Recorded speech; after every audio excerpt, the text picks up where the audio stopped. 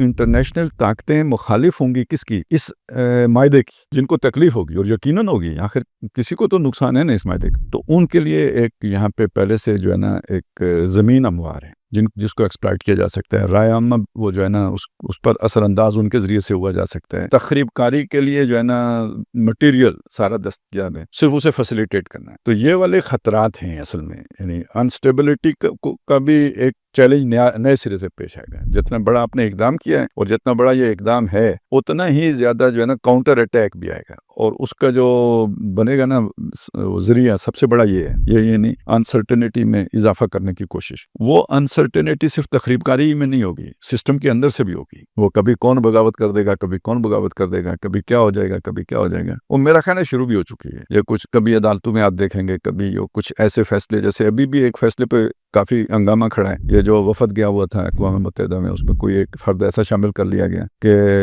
حکومت انکاری ہے کہ ہم نے شامل نہیں کیا. تو اصل میں اشارہ کدھر ہے کہ بھائی وہ تو مقتدر طبقات نے شامل کیا، وہ کہہ نہیں رہے تو مراد اس سے وہ یہی، یعنی میسج جو دے رہے ہیں وہ یہی ہے. تو کسی نے کسی کے اوپر تو جا کے دھبا لگ رہا ہے نا. وہ تو اس طرح کی چیزیں بھی ہیں. پھر یہ تخریب کاری بھی طرف بھی جا سکتی ہیں. انڈیا کے حملے کی طرف بھی ہم پہلے کہہ سکتے تھے جا سکتی ہیں. اب ان کی ول کا ہمیں اندازہ نہیں ہے کہ وہ جو بھی 4 روزہ جنگ ہوئی ہے اس کے بعد اب انڈیا کے اندر اتنی استعداد باقی رہی ہے کہ نہیں رہی ہے، یہ تو مستقبل بتائے گا. لیکن بہرحال خدشہ خطرہ اس کا بھی موجود ہے. تو پاکستان کو اس طرح کے حالات کا سامنا کرنا پڑ سکتا ہے، سیاسی عدم استحکام کا، تخریب کاری کا، اور بیرونی جنگ کے مسلط ہونے کا.